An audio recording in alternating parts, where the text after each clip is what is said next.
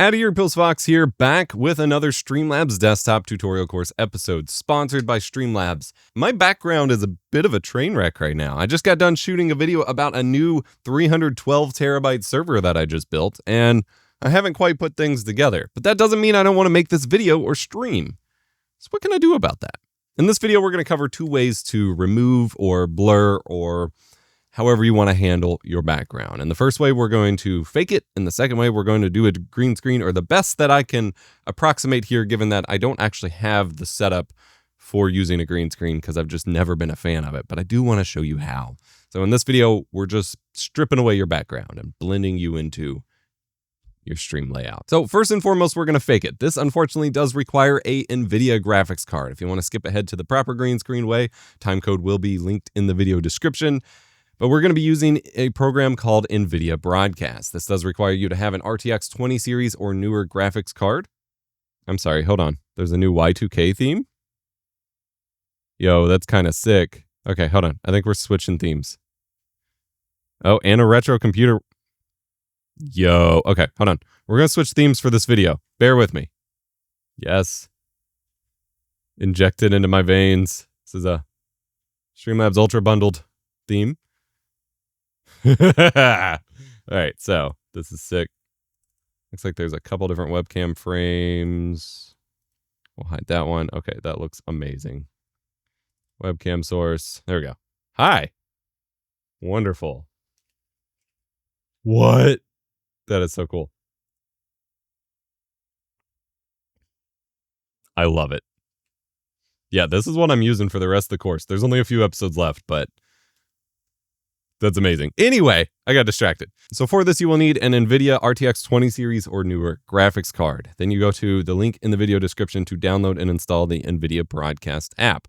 But before you try to use it, you actually need to deactivate your webcam in your streaming software. In this case, obviously Streamlabs desktop. So we're going to double click on the source and we're going to click the deactivate button, which is going to disconnect our webcam from Streamlabs, because most webcams can only be accessed in one program at a time. But don't worry, we will add one back. So I'm going to go ahead and go over to the Nvidia Broadcast app. We're not going to mess with the noise removal stuff for this, although you can certainly explore it. We're focused on video. And for this, we're going to select our webcam, which is the Logitech MX Brio 4K webcam. We can choose our format. Nvidia Broadcast limits us to 1080p, but that is fine. That is totally fine. And now we can turn on our preview. So by default, it's just going to look normal. You're going to be like, what? Nothing's changed. You do have access to the normal brightness, exposure, all that jazz control to tweak it as you'd like. But down here, we have some fancy settings, and they have continued to add more and more settings as time goes on. So here we have virtual background, which is the one we're focused on today, but they also have the ability to zoom in on your camera a bit and then follow your face. Noise removal if you're in low light and you got a lot of noise. Eye contact, which I have used before, and I find to be a little on the uncanny valley side at the moment. But we're primarily worried about virtual background. So if we expand this, you have three options. You can blur the background. You can replace it with another image or looping video or what have you, which you can also do in Streamlabs. And I'm going to show you how to do that because it's a little more efficient to do it that way, or just remove it and make it transparent, which is how we're going to replace it in Streamlabs. So if I turn this feature on, it's going to look for your silhouette and ideally your microphone silhouette and try to cut it out. Now, since I am also screen recording everything and have Streamlabs open, it's giving me this high GPU load thing. Don't worry about it. And if it is too much, like too intense for your system, you can drop the resolution. Your webcam's resolution is not as important as a lot of people think it is. There we go. Silky smooth 60 FPS a little bit here. I think 1080p 30 is fine. So you can see here, obviously it struggles a little bit with my hair, but it looks for your silhouette, sometimes your chair, sometimes your microphone, and blurs out the rest of your background. And you have a strength slider for the level of bokeh that you have. And obviously this looks pretty fake, but that's okay. Like, you're not trying to pretend that you have a more expensive like mirrorless or DSLR or full frame cinema camera or something. You're just trying to blur the mess you've had in your background. And you can see even with it on lowest, like even on the lowest strength, that's a fairly pleasing and just about convincing blur. Now, obviously, like my chair's not included here, so that gets a little funky, but You don't need to crank it up to just kind of mask the fact that everything's kind of a mess back there. But if you wanted to, you can just absolutely obliterate it so no one can see anything, which helps focus on you. It helps a little bit with compression. Blurred out stuff can be actually more difficult to compress because it's not like precise pixels. But if you have a whole bunch of stuff in the background like I do, it can be kind of difficult. So that is the blur option right away.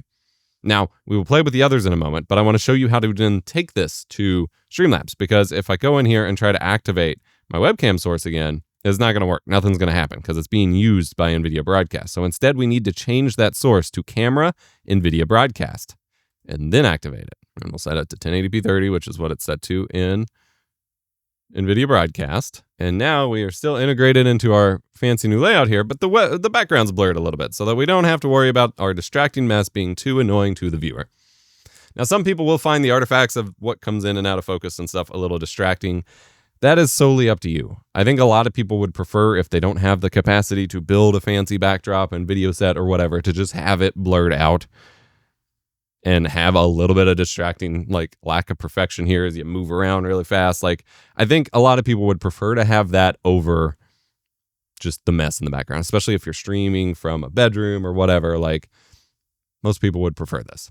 Now, you do have those other options that I told you about. You have Replace, where you can replace it in NVIDIA Broadcast specifically. I'm going to skip it because I'm going to skip that because I am going to show you just how to do it here in Streamlabs instead. So I'm going to choose Remove. Instead of Blur, Remove. I also wanted to show you do have the option to flip your preview to do a split screen of before and after, which is pretty dope.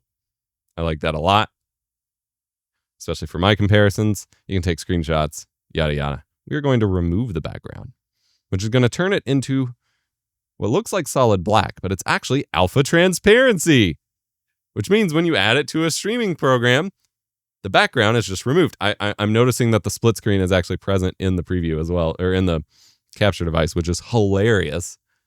So I'm going to turn that back off. Obviously, for a lot of stream layouts that give you a solid webcam frame, some of them give you a bar that your green screen webcam can sit on top of.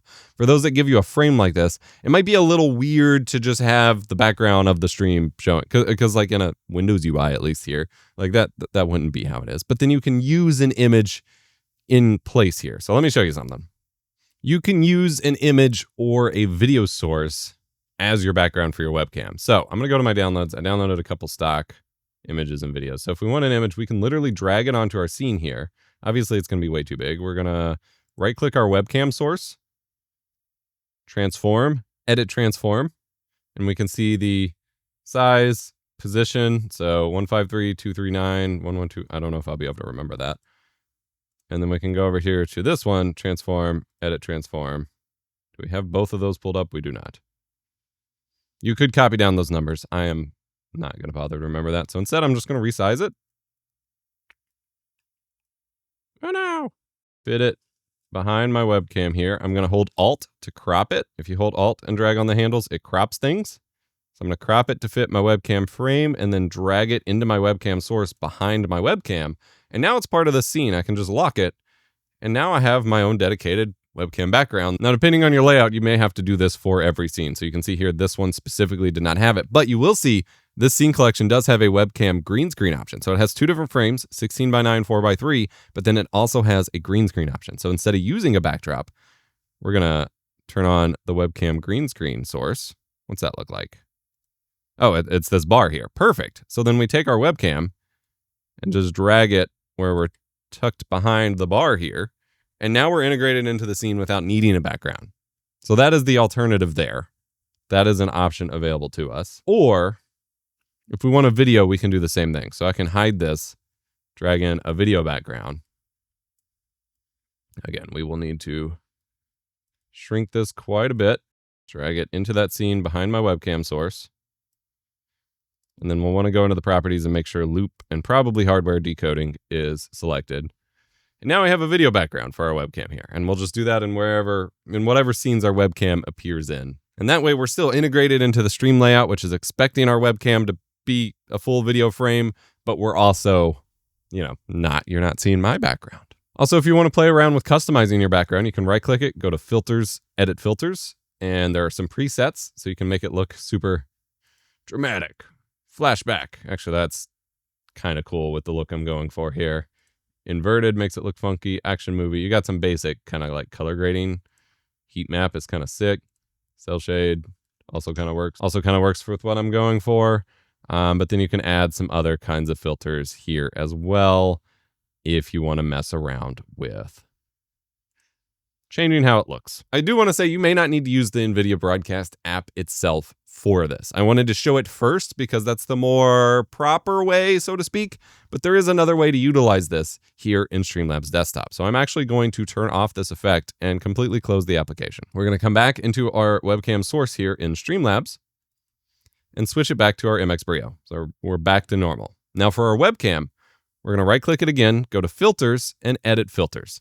There's actually an Nvidia background removal filter built into Streamlabs, but you will need an SDK for this. So I will have a second link in the video description to the Nvidia Video Effects SDK, and you will need to download it based on the graphics card generation you have. So RTX 20, 30, 40, or 50. You will need to download and install this with Streamlabs closed or just relaunch it before this filter will work. All right, make sure you reboot after installing the Nvidia Video Effects SDK because some funky things can happen if you don't. Now in Streamlabs, we can right-click our webcam, filters, edit filters, add filter, Nvidia background removal, add. And by default, it should just work. If it doesn't show your webcam, it didn't install properly. You need to close every streaming program, every webcam program, the Nvidia Broadcast app itself, and try reinstalling the SDK. That is the issue I ran into. So here we have two modes, quality and performance. So we can actually reduce the amount of graphics card impact it has, but the mask accuracy will be a little weaker. And then you have a threshold. It's just basically like a minimum kind of filter on the background. Leaving it at 1 is probably fine. And then this is how long of a delay it takes for the mask to refresh, which reducing it would help improve performance a little bit at the cost of some weird frame rate issues. I'd just leave everything on default. And this way you can turn on and off with this little eyeball, the filter within Streamlabs itself, and not have to manage a whole separate program. In my experience, even as you're seeing now, the results aren't as good entirely, which is frustrating and annoying. Like I'm even like somewhat translucent here compared to the Nvidia Broadcast app, but that is Nvidia's still updating the plugin and things like that. But it is an option available to you. I haven't actually seen this translucency issue before, so maybe it's a new issue exclusive to my setup, or maybe because I was screwing around with this threshold thing. Yeah, now I'm not translucent anymore. That's weird. Setting it to max actually. Okay, so you do want to fine tune it a bit. There we go. I think had I left it alone, I would have been fine. But since I messed with it, now I have to tinker with it further. We'll leave it about there. So that is the option if you want to fake it and you are a Nvidia user. If you are not an Nvidia user and you want to do it the right way, I'm going to go drag over my enormous green screen and I'm going to show you how to do this with normal chroma keying. Now, obviously, again, I have mentioned before, my setup is not optimized for green screen uses, both in the physical layout of it, as you can see here, but also in the lighting scenario. I will pull over an extra light to kind of illustrate some of my points, but the principles I teach you will apply regardless. So we're going to set up color keying or chroma keying. You will get different results based on your setup for different ones. So again, that is available in the filters. Right-click your webcam, edit filters. We're going to add a filter. We're going to start with chroma key because we're using just a basic chroma green screen here, and you can see here right away, it detects most of it. We actually do all right here. You can choose a key color type. If you have a blue screen, a green screen, a magenta screen, or a custom color, then you can eyedrop the color that you have. Mine's already selected here from the green screen. You have a bunch of different sliders. Do not freak out. These are actually fairly simple, and you can see them immediately reflected in your key as you go. It's better to look at the black preview than the background preview. So for now, just leave this up. Similarity is it's going to detect colors similar to chroma green, and it's going to expand how many colors it detects. This is useful because you can see here, I have a green outline and there's some green fuzz over here in the shadows. This is because I have a big old shadow because my lighting's not built for this, but we can improve our results by sliding up this slider. Now you do not want to go too far, because eventually it will just detect everything as chroma green. And in fact, that kind of bugged out a little bit. We only want to go a little bit above so that we don't have that little marching ant style green outline around me. And then smoothness is going to adjust basically how it transitions from the keyed out background to your normal colors. So if we turn this all the way down, you can see here we get some harsh, instead of green, it's almost white on the outline. It's going to kind of smooth our edges a bit. So we do want to turn that up a little bit so that we blend in a little bit better, but we don't want to get absorbed because it will start absorbing your skin or your shirt or any reflections or whatever. We don't want to do that. Opacity is just your overall opacity of your video.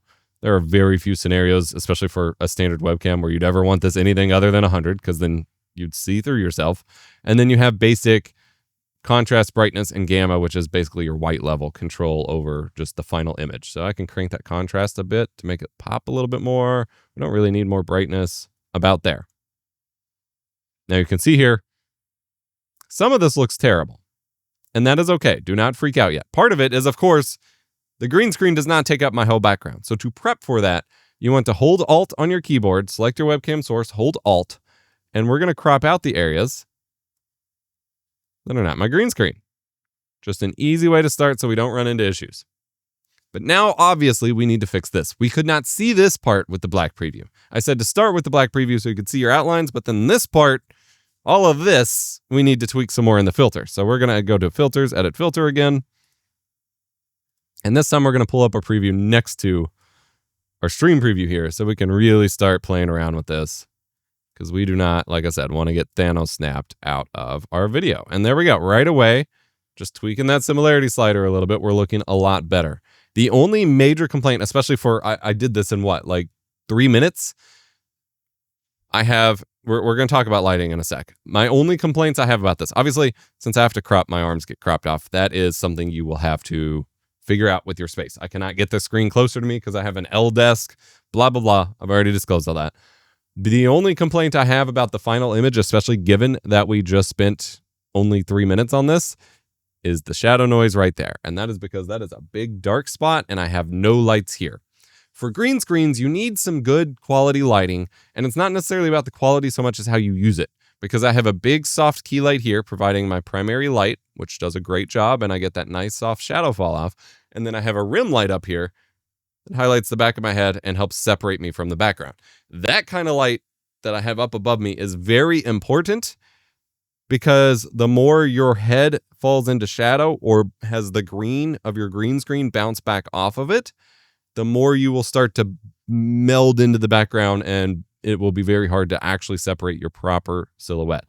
So you need at least one main light on you to light you. You need a background hair light, rim light to separate you, and it does part of the job of lighting your green screen. If we turn off the filter here real quick, it's contributing to lighting the green screen up here. But since I'm only using a 2-light setup, because I don't like the traditional 3-point lighting, blah, blah, blah, we end up with this dark spot because my main key light is here, falls off.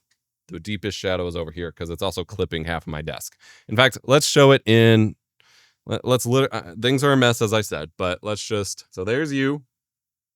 There's my main key light shining bright and an open window to give me nice soft light here. Down here, shadow. Up there, rim light. So we need a secondary light source here-ish that can feed into the shadow area. Understand? So I'm going to go get a light tube to demonstrate this. So I've got a secondary light. This is going to influence how my webcam ends up looking a little bit here. Put it about there. That helps with more evenly lighting me in the upper half of the green screen. The darker half, it's still kind of clipping on the desk. We're going to turn our filter back on. And if you already have lighting set up for your stream, you may need to tweak it in order to have a good looking green screen setup as a result. You can see here, we still get some noise there. If I move it a little this way, it's all about just finding the right positioning that doesn't make you look too horrible. Now I'm getting that double nose shadow, which doesn't look great. Or I could just plop it in the floor and point it at the green screen. And there it's mostly gone. What you're actually seeing in that bottom corner, I think at this point, is actually my fan that's blowing air to help cool me off because we are in the middle of a giant heat wave right now. So I literally just set that in the floor to light the green screen. And I do this because proper, like, professional green screen setups have dedicated lighting rigged for the subject and then secondary lighting for the green screen. And often those are at different color temperatures, so you can key a lot more effectively. We make it very simple here in the independent streaming side of things, but that is how it's traditionally rigged up. And now I am removed from my background with no real additional processing power required. Green screening uses a little bit of CPU, but it's not a super intense machine learning based process like Nvidia Broadcast is. So it's actually a lot lighter weight. It's just more physically and technically demanding on you, the streamer, to figure out. Now that was with the chroma key filter. A lot of people will actually have better results with color key. So we will try that out real quick. Add filter, color key. And by default, it may not detect anything at all for you. Yeah, you can see here that corner, that bottom corner, that noise is not a green screen. That is my fan. So it says green. I'm going to say custom color. And we're going to pick something kind of middle of what my green screen looks like. And then we're really going to have to play with similarity. By default on color key, or on chroma key, the similarity defaulted to 400. So we have a lot of room to play with. And you can see we actually have a hotspot now from where we put that light in. So I may need to turn it down. All right, I turn that light down. We're looking a little bit better here. You can see here as we dial up the similarity on color key to try to make it more towards what it was before, we're actually losing a lot. So I'm going to say in this, I'd actually recommend perhaps just using chroma key instead. I've heard of a lot of people having better results with color key. And I'm getting nowhere near the same results we got with chroma key. So I'm going to stick with chroma key for me. And right away, even the default settings now end up looking a lot. There was a third slider I did not cover, and that is key color spill reduction. And that is another slider to help if you have a lot of, I am sitting pretty far from my green screen. If you sit pretty close to it, you will actually have, especially if it's brightly lit, you will have some green light shine back on you. That is to help tame that. So it just kind of cleans up your edges a little bit. We don't need too much tweaking now that we got that extra light in there. It's looking pretty good.